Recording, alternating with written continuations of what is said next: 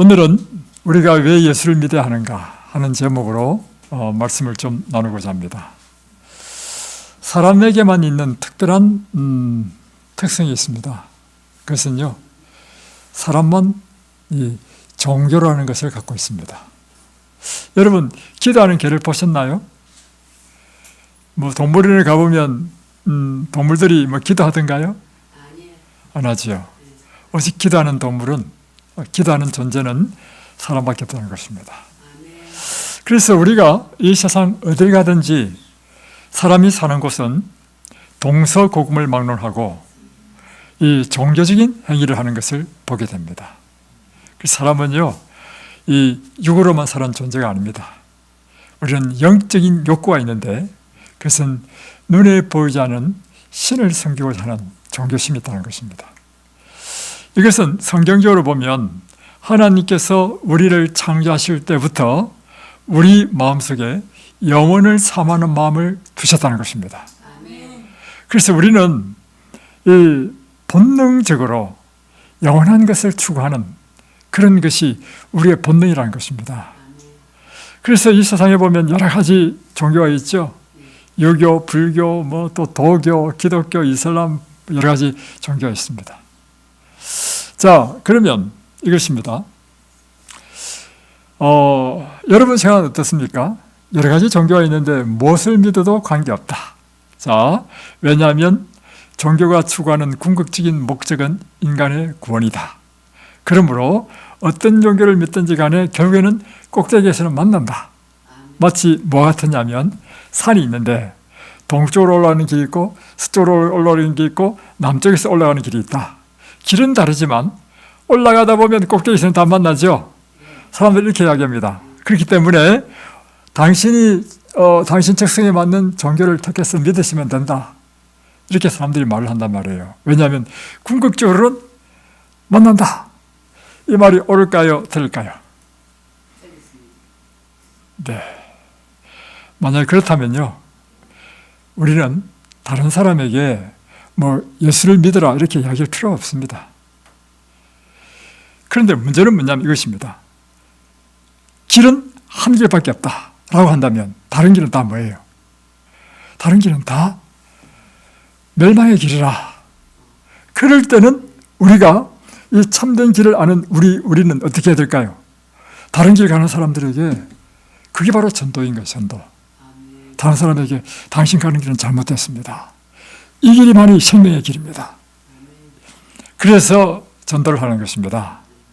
자, 기독교만 가르치는 다른 종교는 이렇게 하지 않습니다. 그냥 기독교만 아주 특별한 게 있어요. 뭐냐면 다른 이론은 구원을 얻을 수 없느니 천하 인간은 구원을 얻을 만한 이름을 주신 일이 없습니다.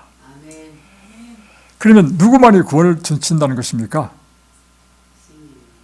자, 다른 이론은 구원을 얻을 수 없나니 천하 인간의 구원을 얻을 만한 다른 이름을 우리에게 주신 일이 없다 했으니까 누구만이 우리에게 구원을 준다는 것입니까?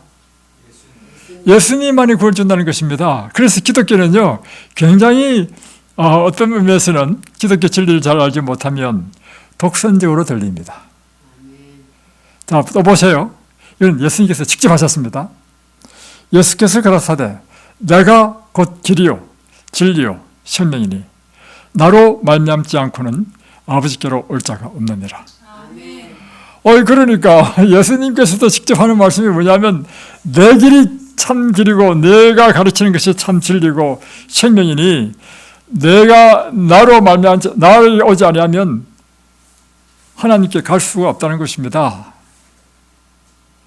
자, 그러면 둘 중에 하나죠.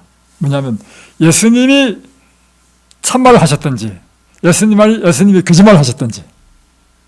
근데 여러분, 예수님이 거짓말을 할 리는 없죠.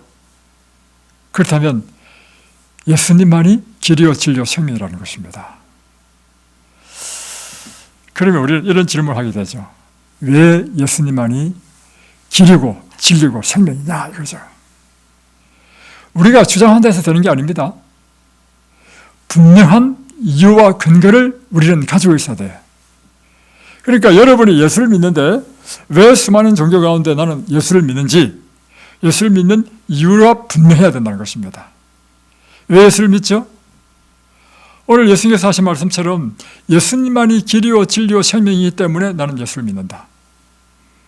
이것입니다. 그렇다면 이제 뭘 증명해야 되느냐면 왜 예수님만이 구원의 길이냐 이거죠. 자, 지금부터 이거를 왜 제가 이 주제를 했냐면 저 자신이 불교 신자였습니다. 그래서 저 자신이요, 내가 왜 예수를 믿어야 되는지 나는 분명한 이유가 있어야 나를 믿을 수 있는 사람입니다. 저는 굉장히 논리적인 사람이에요. 그래서 나에게 이게 납득이 안 되면 나는 믿을 수 없는 사람이라, 그냥 얼렁뚱땅 내 친구가 따라가기 때문에 따라가서 교회 간다, 이런 스타일이 저는 못 됩니다. 그리고 부모가 교회 다니기 때문에 나 따라간다, 이런 스타일이 못 돼. 나는 분명한 이유를 가져야만이 그걸 믿을 수 있는 사람이라. 그래서 제가 그 분명한 이유를 성경에서 찾았습니다. 찾고 제가 만나는 사람들마다 왜 예수를 믿어야 되는지 이 주제로 설명을 해. 많은 사람들이요, 제 설명을 듣고 예수 믿기로 결심하고 예수를 믿었습니다. 그래서 오늘 제가 발견한 이 왜 예수를 믿어야 되는지 이유를 여러분에게 좀 말씀드리고자 합니다. 자, 우리는 이 문제를 알기 위해서 성경을 보겠습니다. 성경은 이 세상의 시작에 대해서 말해주고 있습니다. 이 세상이 어떻게 시작됐죠? 태초에 하나님이 천지를 창조하시니라. 하나님께서 이 세상을 창조하심으로 이 세상이 시작됐다는 것입니다. 분명하죠? 예. 그리고 하나님께서 첫째 날 빛이 있으라시며 빛을 만드시고, 둘째 날 하늘을 만드시고, 셋째 날 온갖 땅의 식물을 만드시고, 넷째 날 공중의 새와 달을 만드시고, 다섯째 날 공중의 새와 물고기를 만드시고, 여섯째 날에 육지에 있는 모든 짐승들을 창조하셨습니다. 이것이 바로 성경 창세기 1장의 이야기입니다.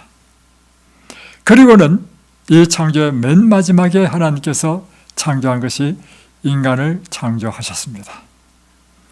이것이 창세기 2장 7절인데 여호와 하나님이 무엇으로 지었다고요?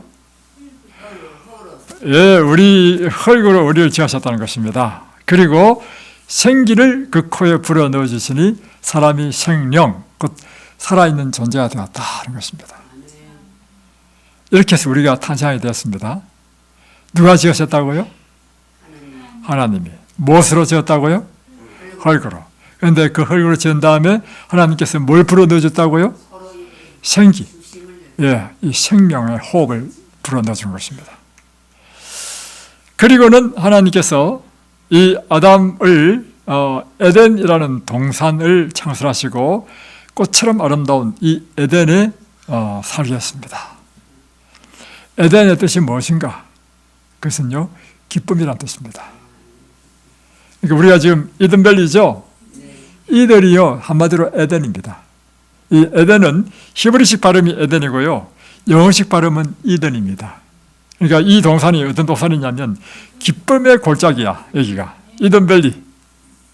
자, 이 꽃처럼 아름다운 곳에 창조하셨는데 참 창조사에서 좀 이상한 게 하나 있어요. 뭐가 이상하냐면, 잘 보세요. 다른 동물들은 다 어떻게 지었습니까? 쌍으로 지었어요. 쌍으로. 처음부터 암수를 지었습니다. 근데 사람만은 처음부터 남자 여자를 창조하신 게 아니에요. 남자만 창조했습니다. 그리고는 하나님께서 남자만 창조하신 다음에 나머지 동물은 암수를 다 창조하는데 사람만은 남자만 먼저 창조했단 말이에요. 그리고는 여호와 하나님이 가라사대 사람의 독차하는 것이 좋지 못하니 내가 그를 돕는 배필을 지으리라. 여러분, 이 말은요 좀 잘못된 말입니다. 왜 잘못됐을까요? 하나님이 어떤 분이십니까? 하나님은 처음부터 마지막까지 다 아시는 분이라. 그러면 처음부터 사람이 혼자 있는 것이 좋지 못하다는 것을 아셨을까요? 아셨죠? 그래 하나님이지. 그럼에도 불구하고 하나님께서는 다른 동물은 쌍으로 지었는데 사람만, 남자만 짓고 나서는 하시는 말씀이 사람이 독차하는 것이 좋지 못하네. 내가 그를 돕는 배필을 지으리라. 말이 좀 이상하죠? 그렇다면 여기에는 무엇이 있다는 것입니까? 이유가 있다는 것입니다. 목적이 있다는 것입니다. 왜 남자만 먼저 지으시고 다음에 남자를 잠재우고 갈빗대를 취해서 여자를 만드는 이런 번거로운 일을 하셨냐 말이에요. 처음부터 남녀를 다 지으면 되는데 여기에는 하나님의 놀라운 계획과 목적이 있습니다. 그 이유가 무엇인가? 한마디로 설명하면요, 사람만은 오직 한 생명의 통로인 남자, 아담이란 남자를 통해서 모든 인류가 나오도록 하신 것이 하나님의 목적이고 계획이었습니다. 자, 보세요. 이 세상의 모든 생명은 그래서 오직 한 생명의 통로, 곧 첫사람 아담을 통해서 다 나오도록 하신 것입니다. 여자는 누구에서 나왔죠? 여자, 하와는 누구한테 나왔습니까? 하나님의 갈빗배가 아니고 아담의 갈빗배. 그러니까 하와는 누구한테 나온 겁니까? 누구에게서? 아담에게서 나왔죠. 다음에 아담과 하와를 결혼시켰습니다. 그죠? 결혼시켜가지고 자녀를 낳게 했습니다. 그러면 그 자녀는 누구의 자손이 되는 것입니까? 아담의 자손이 되는 것입니다. 그래서 이 세상의 모든 사람은 누구의 자손이 되도록 하냐면 아담, 곧 남자의 자손이 되게 한 것입니다. 이것이 하나님의 목적이었습니다. 자, 왜 이렇게 하셨는가? 이제 쭉 들어보면요, 기가 막힌 하나님의 놀라운 구속의 역사를 배울 수 있습니다. 성경은요, 굉장히 재밌고요, 굉장히 깊이가 있고요, 놀라운 책입니다. 자, 제가 초등학교 때 사자수학을 배웠습니다. 이 사자수학에 보면 무엇이 있냐면, 아버지 나를 낳으시고 어머니 나를 기르시니 아버지 은혜는 하늘 같고 어머니 은혜는 바다와 같다 하는 말씀이 있습니다. 그런데 여러분, 지금 이 사자수학에 보니까 나를 누가 낳았다는 것입니까? 잘 보세요. 누가 낳았다는 것입니까? 아버지가 나를 낳았다. 여러분 낳은 사람은 엄마입니까? 아버지입니까? 그렇죠. 그러니까 제가요, 초등학교 때 제가 이해가 안 된 게, 분명히 나를 낳은 게 엄마가 낳았는데 왜 아버지가 나를 낳았다 했을까? 그리고 엄마는 뭐 했다는 것입니까? 기르셨다. 거꾸로 이렇게 해야 맞아. 어머니 나를 낳으시고 아버지 나를 기르시니, 이건 맞는데 그러나 사자수학에는요, 아버지가 나를 낳았다는 거예요. 어머니 나를 길렀다. 우리 조상은요, 놀라운 사실을 알았습니다. 뭐냐면 생명의 씨앗이 누구에게 있다고요? 남자에게 있다는, 아버지에게 있다는 것입니다. 그러니까 여러분, 우리 모두는 누구의 후손이냐면 남자의 후손이야. 그래서 거슬러 올라가면 누구의 후손이라고요? 아담의 후손이 되도록 된 것입니다. 그런데 아담은 남자예요, 여자예요? 남자죠. 이 땅의 모든 사람은요, 누구의 후손이냐면 남자의 후손입니다. 맞죠? 예. 자, 다음. 이것은 성경에도 그렇게 이야기하고 있습니다. 잘 보세요. 히브리서 7장 10절에 보면 멜기세덱이 아브라함을 만날 때 레위는 아직 자기 조상 아브라함의 허리에 있었다 했어요. 이게 뭐냐면 창세기의 사건인데, 아브라함이 이제 전쟁을 해가지고 큰 승리를 얻었습니다. 얻어가지고 이제 큰 노획물을 얻었는데 그 중에 10분의 1을 그 당시에 제사장인 멜기세덱에게 바칩니다.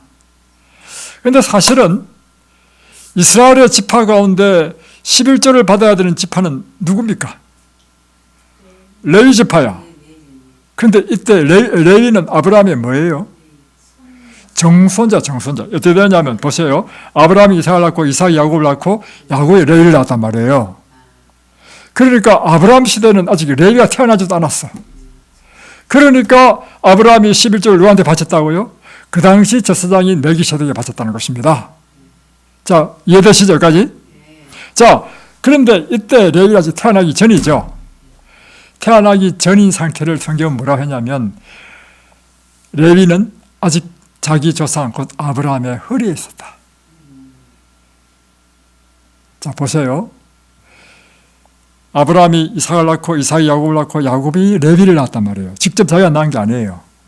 그리고 아직 태어나지도 않았어. 그 사람이 레위가 누구의 허리에 있었다고? 아브라함의 허리에 있었다. 그러면 제가요 지금 이제 손자를 봤거든요. 손녀를 봐서 손녀를.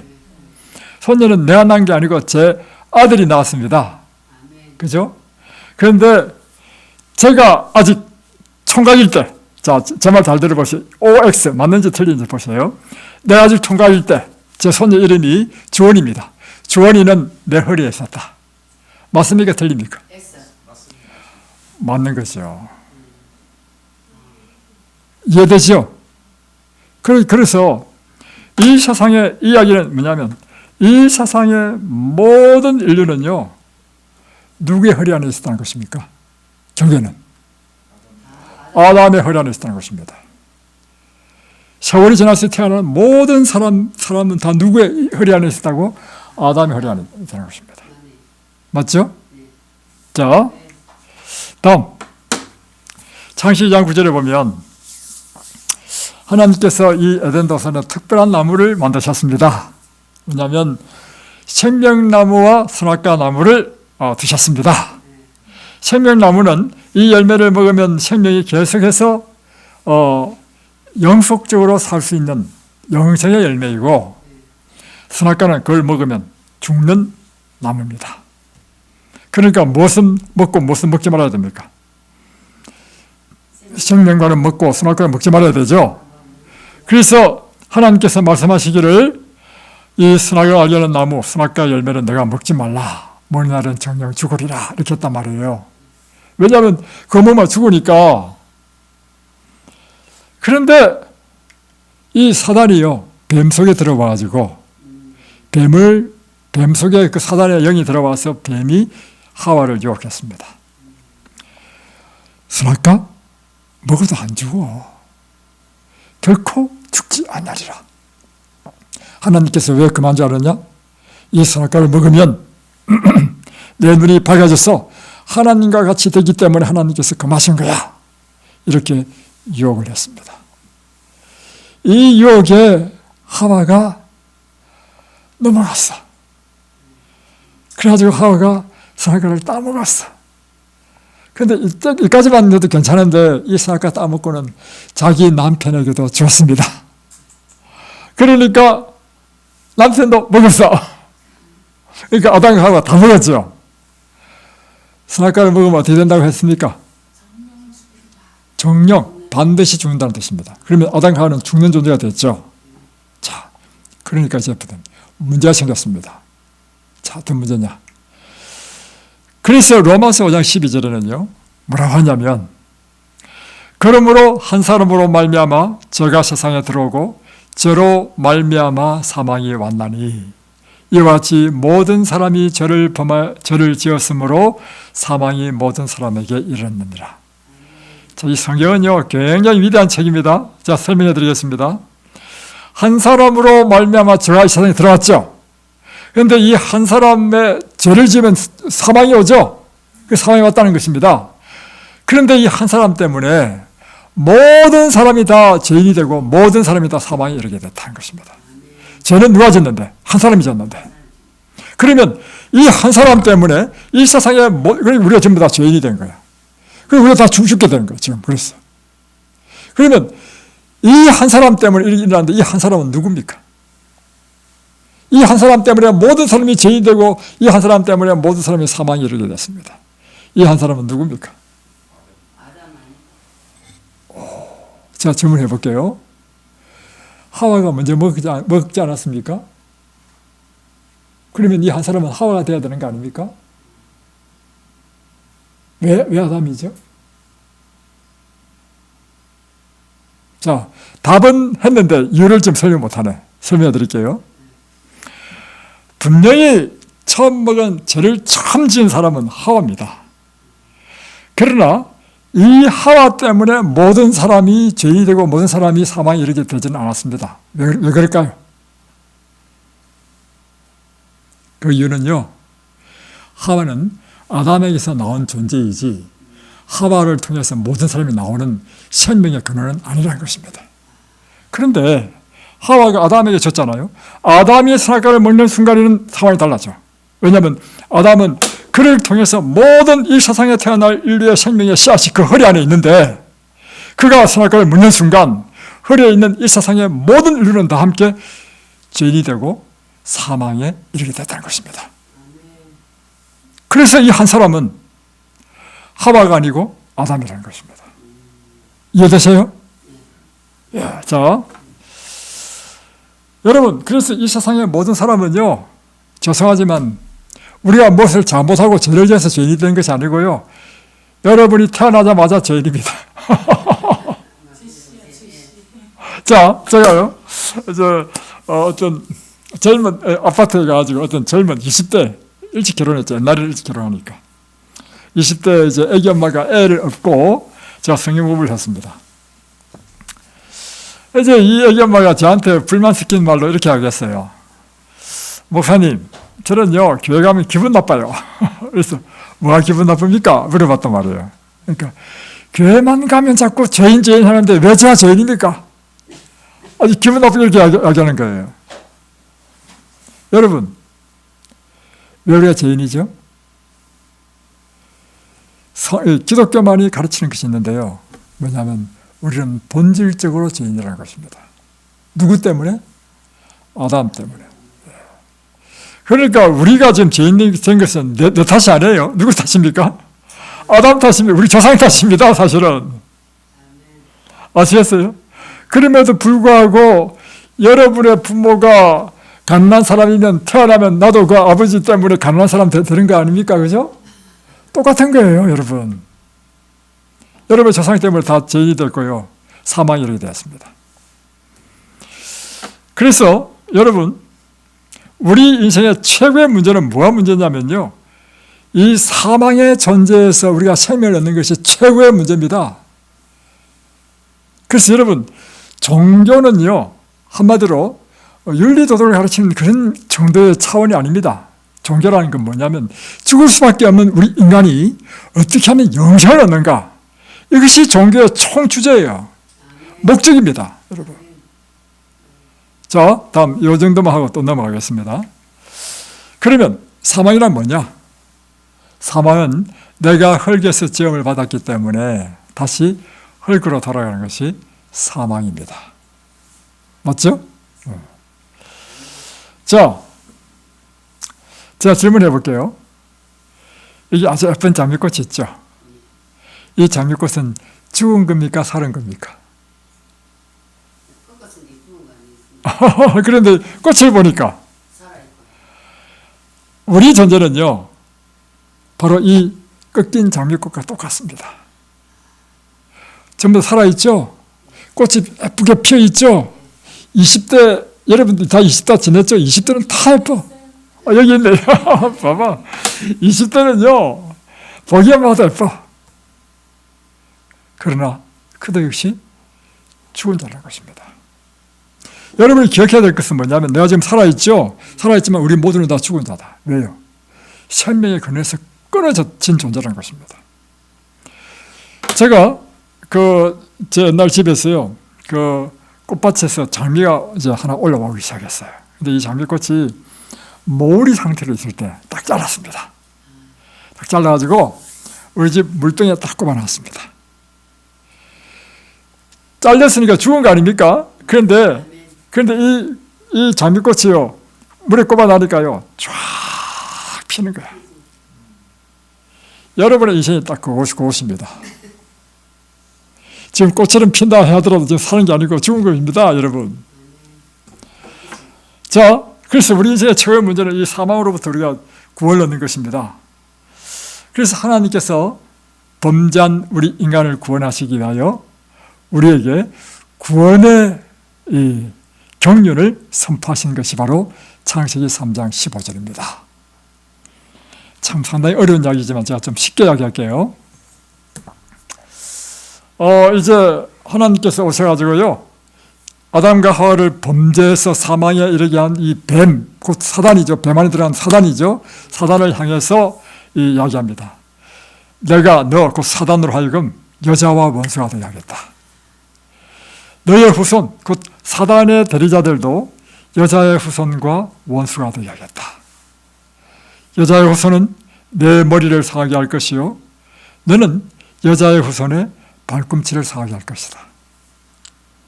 자, 좀 어려운 이야기지만 좀 쉽게 설명해 드리겠습니다. 인간에게 죄를 짓게 한 이 사단 마귀를 궁극적으로 깨트리는 것이 바로 뱀의 머리를 상하게 하는 것입니다. 그런데 누가 뱀의 머리를 상하게 하느냐면 여자의 후손이 뱀의 머리를 상하게 한다는 것입니다. 이 여자의 후손이 누구냐면 바로 우리를 뱀, 그 사단 마귀를 정복하고 죄에서부터 사망에서부터 구원하실 예수 그리스도를 여자의 후손이라고 했습니다. 그런데 왜 예수님을 여자의 후손으로 했는가? 이 세상의 모든 사람은 누구의 후손이라 했죠? 아담의 후손이라 했죠? 아담의 후손은 남자의 후손이죠? 남자의 후손은 아담의 허리 안에서 본질적으로 죄인이 됐고 본질적으로 사망의 존재가 됐죠? 그래서요, 남자의 후손은 누구가 됐든지 간에 우리를 구원하는 구원자가 될 수 없다는 것입니다. 자, 우리가 사망의 존재가 되고 죄인이 된 존재를 구원하기 위해서는요, 그 사람이 죄인이 아니어야 돼. 그 사람이 사망의 존재가 아니어야 돼. 그래야 그가 죄인이고 사망인 우리를 구원할 거 아니에요. 그래서 남자의 후손은 우리의 구원자, 메시아가 될 수 없다는 것입니다.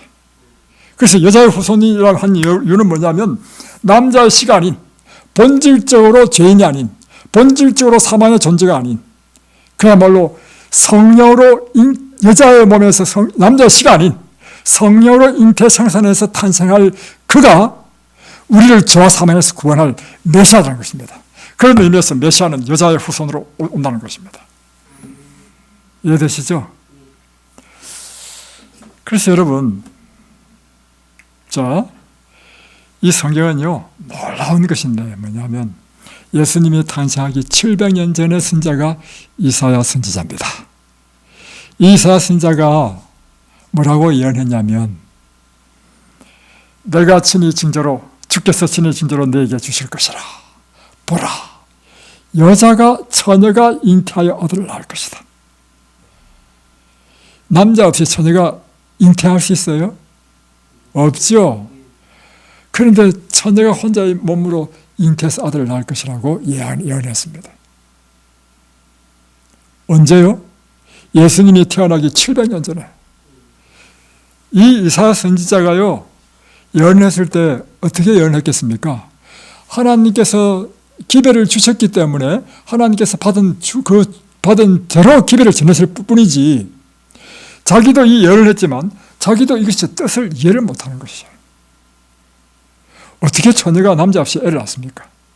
그런데 하나님께서 주셨기 때문에 이렇게 적어놨어. 그리고는 이사야 9장 6절에 보면 바로 처녀가 잉태해서 아들을 낳을 사람의 신분이 무엇인지를 또 예언하고 있습니다. 그래서 이 성경은 전체가 다 뭐냐면 예언서입니다. 예언서. 그러니까 이 성경은 어떻게 됐냐면 사건이 일어나고 난 다음에 기록하는 것은 이건 역사서야. 성경은 그런 책이 아니고요, 사건이 일어나기 전에 먼저 하나님께서 계시를 주셔서 기록해 놓은 책이에요. 그리고 나서 세월이 지나니까 이게 예언이죠, 예언. 그 예언들이 다 성취된 것입니다. 이게 성경의 위대한 점입니다. 이게 다른 역사책하고 다른 것입니다. 역사책은요, 그 사건이 일어나고 난 이후에 기록한 것입니다. 성경은 사건이 일어나기 전에 700년 전에 이렇게 기록한 것이에요. 이게 예언이라는 것입니다. 자, 그런데 처녀가 낳을 아기의 신분이 뭐냐? 한 아기가 우리에게서 낳고 한 아들을 우리에게 주신 바 되었는데 그 어깨는 정사를 메었고 그 이름은 기묘자라. 자, 아기가 태어났는데 이 아기가 어떤 사람이냐면 모사라, 다음에 전능하신 하나님이라. 여러분, 이게 이해가 됩니까? 아기가 태어났는데 보세요. 지금 한 아기가 우리 낳았단 말이야. 한 아기가 태어났는데 이 아기의 신분이 뭐냐 보니까 처음에는 이해가 돼. 기묘자라, 모사라, 이것도 말이 어렵지만 전능하신 하나님이라.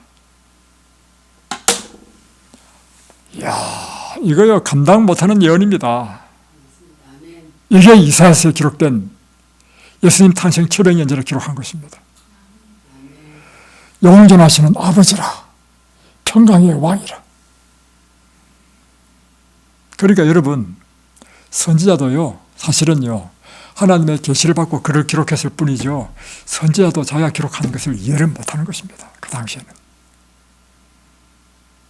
이제 세월이 지난 다음에 우리 입장에서는요 이 연 그대로 성취되었기 때문에 이 아이가 예수님이야, 이 예수님이 바로 전능하신 하나님이 인간이 되셔서 오신 그분이야. 세월이 지나서 우리는 이해할 수 있는 거예요. 사건이 이미 일어났기 때문에, 연이 성취됐기 때문에.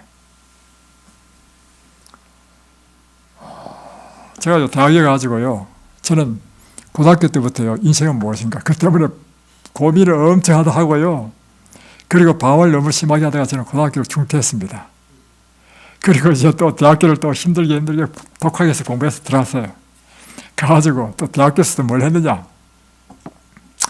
동양철학에 빠져가지고요 제가 공자, 맹자, 제자백가 사상, 한비자의 사상, 노자의 사상, 제가 저 전공은 경영학과였는데 경영학과 공부는 별도로 하고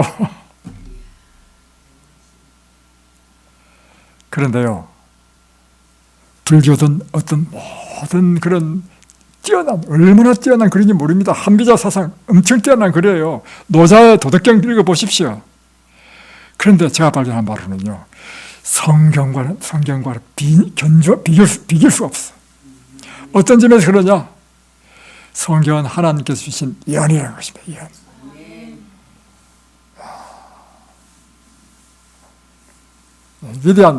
위대한 책입니다, 여러분.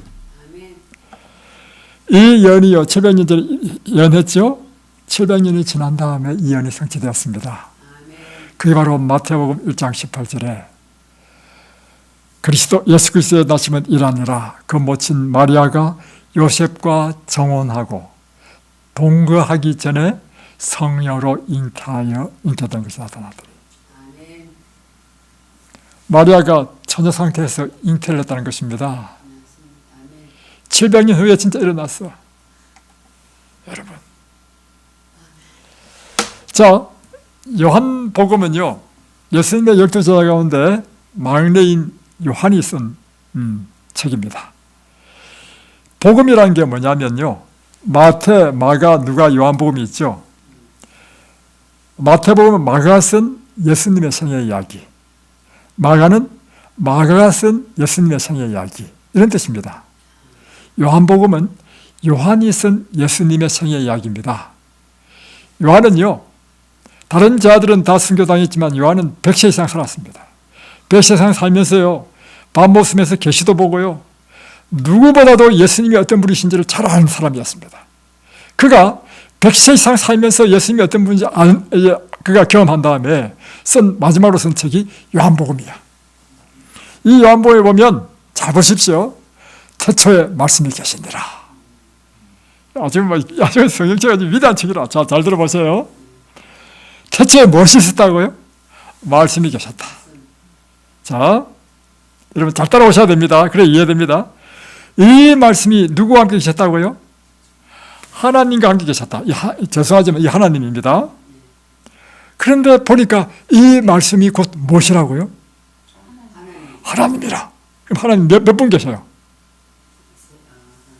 지금 여기 있으면, 자, 다시 여기 있으면 몇 분 계시는지 잘 보세요. 태초에 말씀이 계시니라. 이 말씀이 하나님과 함께 계셨는데 이 말씀도 보니까 하나님이더라. 두 분이죠. 여기다가 이제 성령 하나님이 포함되어 가지고 삼일체가 나오는 것입니다. 그렇죠? 자, 그런데 이제 아버지 하나님이 있고 말씀 하나님이 있습니다. 그는 지금 말씀 하나님에 대한 이야기입니다. 이 말씀 하나님이 태초에 하나님과 함께 계셨고 아버지 하나님과 함께 계셨고 만물이 그로 말미암아 이 말씀 하나님으로 말미암아 다 창조됐다는 것입니다. 그러니까 이 말씀 하나님 속에는 무엇이 있어요? 생명이 있었으니 이 생명은 사람들의 빛이라. 자, 잘 보세요. 다음 14절에 가면 이 말씀 하나님이 무엇이 됐어요? 육신이라는 게 뭐예요? 사람이 되었다는 것입니다. 사람이 되어가지고 우리 가운데 오셨는데 이분이 곧 예수님이시라는 것입니다. 자, 이제 예수님이 어떤 분인지 아시겠죠? 예수님은 태초부터 계셨던 말씀 하나님 계셨고, 이분이 이 모든 세상을 창조하신 분이시고, 이분 안에 생명이 있고 빛이 있고, 그런 모든 만물이 그로 말미암아 지원받았던 하나님이시다. 자, 다음. 그래서 이제 예수님이 이 땅에 계실 때 그분이 말씀으로 이 세상을 창조하신 분이시기 때문에요, 그분은 말씀으로 사람들을 고치는 거예요. 그분은 말씀하시면 죽은 사람을 살리는 능력이 있는 거라. 왜요? 이 예수님은 곧 말씀 하나님이시고 그 안에 무엇이 있기 때문에? 생명이 있기 때문에.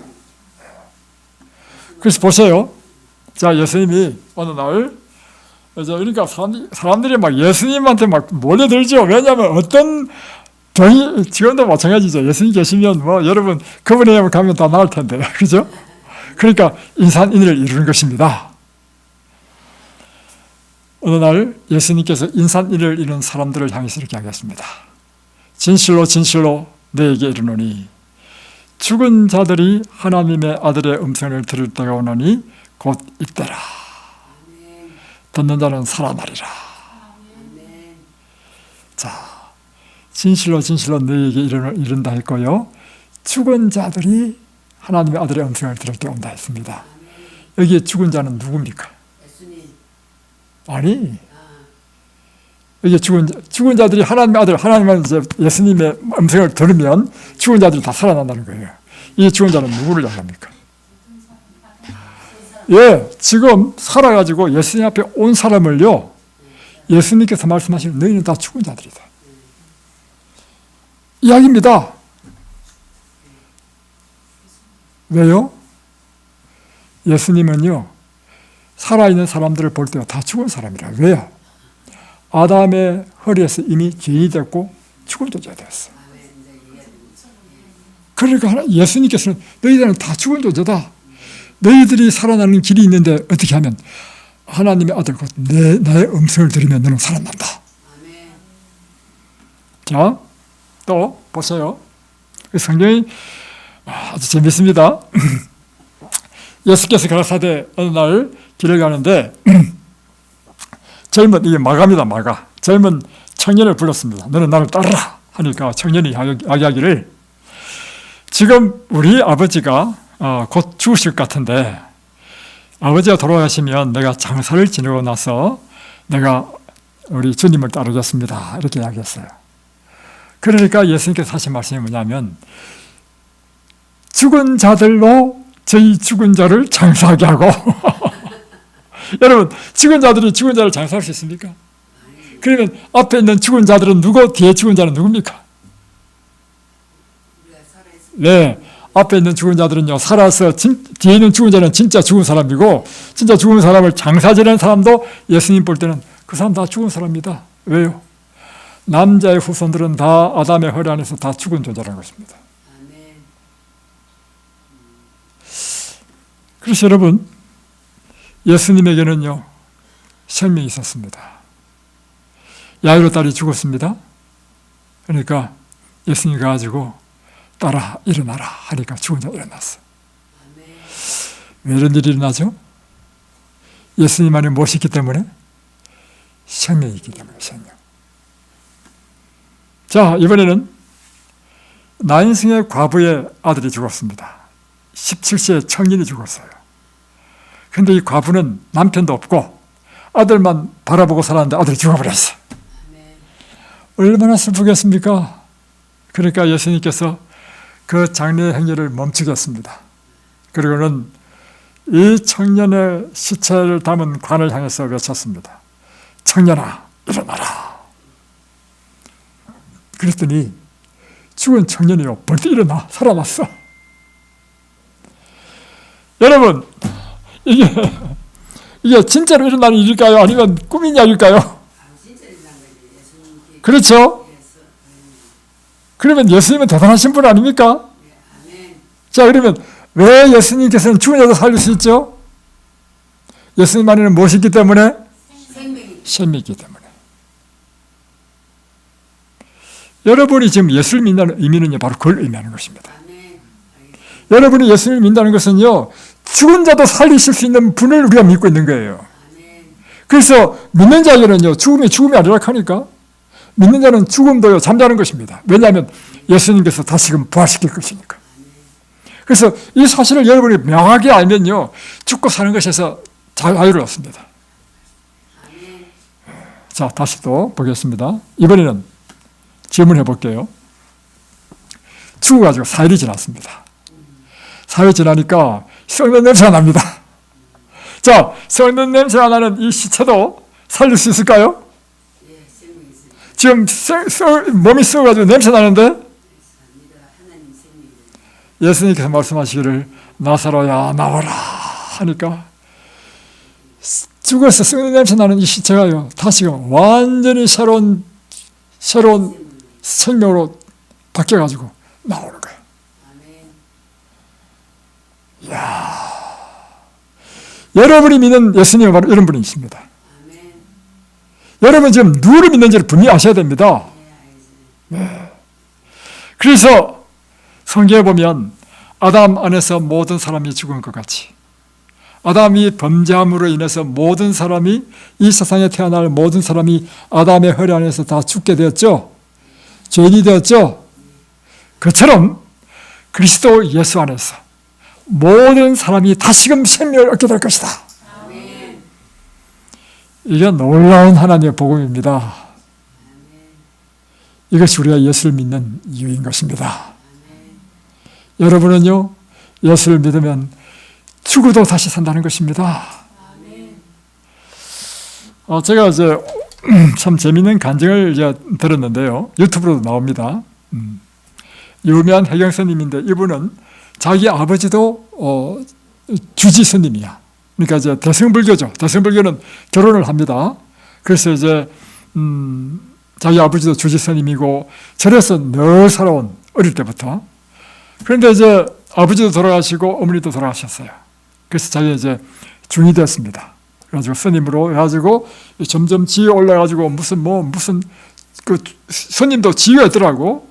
무슨 종단에 무슨 해가지고 유명한 사람이 됐어.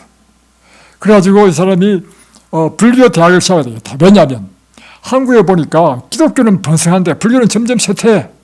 그래서 이것은 교육의 문제다. 그래서 불교 대학을 세워가지고 불교 교육을 더욱더 강화시켜가지고 이 나라를 옛날 신라시대처럼 불교 국가로 만들면 이 나라가 부흥한다. 이런 철학을 가지고 이분이요, 이제 일본에 가지고 10억 헌금도 이제 받고, 또 어떤 이제 한국에 있는 기업의 회장한테 또 이제 불교 신자겠죠. 또 10억짜리 또 땅도 기증받고, 그래가지고 이제 준비를 하고 있다가 원래 이제 이런 정치적인 문제로 종단에서 막 싸우는 과정 속에서 이 사람이 형무소에 들어가게 됐어. 그러니까 이 스님이 형무소 들어가지고 날마다 화엄경, 법화경, 무슨 경이 많아요. 날마다 그걸 연부를 외우고 수도를 하고 있었단 말이에요. 근데 이제 교도소에는 이제 도서관이 있어요. 그래서 이제 그 쉽게 표현하면 교도소에서 근무하는 군인, 그러니까 병력을 교도소에 사는 사람한테 청년이죠, 대학생이죠. 이런 책을 좀 빌려주라 하니까 이제 빌려주고 하는데 어느 날 자기 이야기한 책을 안 빌려와. 그래가지고는 기도원 협회에서 나온 성인책을 줘. 그래가지고 야, 내 성인책 말고 내가 이 법화경, 화엄경 이런 걸 달라 했는데 왜 주냐 하니까 대출이 다 돼가지고 없다는 거예요. 그러니까 이제 이 성경 한번 읽어보라고 하니까, 야, 너 왜 거짓말하냐? 그런 책은 아무나 읽을 수 있는 책이 아니다. 어렵기 때문에 대출할 사람도 없다. 너 거짓말하지? 하니까 이 대학생 군인이요, 정색을 하면서, 스님, 기독교도 수십억의 인구가 봅니다. 믿고 있습니다. 기독교도 어떤 것인지 한번 연구해봐야 되지 않겠습니까? 그러면서 이 사람이 중요한 스님한테 전달하는 거야. 그리고 저는 내일 이제 제대합니다 하면서, 제대하기 전에 한번 제가 이걸 드리니까 한번 연구해보라고 하면서 가버렸어. 그러니까 이 선이 너무너무 화가 나는데 한편은 좀 충격받았어. 야, 기독교인들 지독하다. 내가 이렇게 유명한 선임인데도 불구하고 이 선임에게 어떻게 사람들이 전도할 생각을 할까? 참 대단하다. 그러면서 이제 이 사람이 처음에는 안 보다가 이제 책이 없으니까 그거라도 읽기 시작했어요. 읽는데 읽으면서요, 이 사람이 막 갈등이 쌓이기 시작했어. 특별히 누가복음 7장을 읽는데요, 누가복음 7장에 나오는 게 뭐냐면 방금 나인성의 과부의 아들이 죽은 그 이야기를 예수님께서 고치는 이야기를 읽으면서요, 굉장히 충격을 받았습니다. 왜냐? 불교에 보면 석가모니도 똑같은 경우를 당했거든. 석가모니가 사바타 정사죠. 자, 보세요. 자, 부처님이 사바타에 기원정사했을 때 3대 독자를 잃어버린 한 과부가 왔어요. 와서는 막 사정합니다. 이 아들을 살려달라고 하니까 아무리 밀어도 안 되니까 이제 부처님이 이제 이야기했어요. 석가모니가 그러면 너 저 마을에 가지고 죽은 일이 없는 집을 7군데 찾아와서 쌀을 한 움큼씩 얻어가지고 밥을 해서 죽은 네 아들의 입에 대면 살아날 것이다. 그러니까 이 과부가 이제 희망을 갖고 이제 마을로 뛰어갔단 말이에요. 해가 뉘어질 때 이 과부가 봤어요. 풀이 죽었어. 그래 얻었느냐 하니까 죽은 사람이 없는 집은 한 집도 없더이다. 그러니까 석가모니가 하신 말씀이 뭐냐면 생자 필멸이니라. 무릇 산자는 반드시 죽는 법이란다. 자, 보세요. 똑같은 사건은 똑같죠. 아들이 죽어도 두 사건 다. 그런데 예수님은 그 아들을 살렸어. 그런데 부처님은 사람 원래 태어나면 다 죽는 거야 하고 위로로 끝나버렸어. 왜 종교를 합니까? 종교의 궁극적인 목적은요, 인간의 구원입니다. 인간의 궁극적인 구원은요, 죽을 사람을 살리는 것입니다, 여러분. 우리는요, 잠깐 마음의 위로를 얻기 위해서 종교하지 않습니다. 신앙하지 않습니다, 여러분. 우리는 우리 인생의 문제를 해결하기 위해서 신앙을 하는 것입니다. 우리 인생의 최고의 문제가 뭐냐? 살고 죽는 문제가 최고의 문제입니다, 여러분. 그래서 왜 예수님이 길이요 진리요 생명이냐 하면 예수님이 우리를 죽음에서 생명으로 옮기실 분이기 때문에 그분이 길이요 진리요 생명인 것입니다. 예수님께서 말씀하십니다. 나는 부활이요 생명이니 나를 믿는 자는 죽어도 살겠고 무릇 살아서 나를 믿는 자는 영원히 죽지 아니하리라. 네. 여러분, 제가 이제 우리 자녀들이 어릴 때 이제 전원에서요 집을 짓고 살았는데 우리 자녀들의 교육 목적으로 닭장을 짓고 닭을 키웠습니다.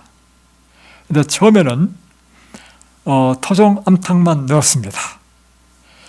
토종 암탉만 있으면 알을 낳을까요? 못 낳을까요?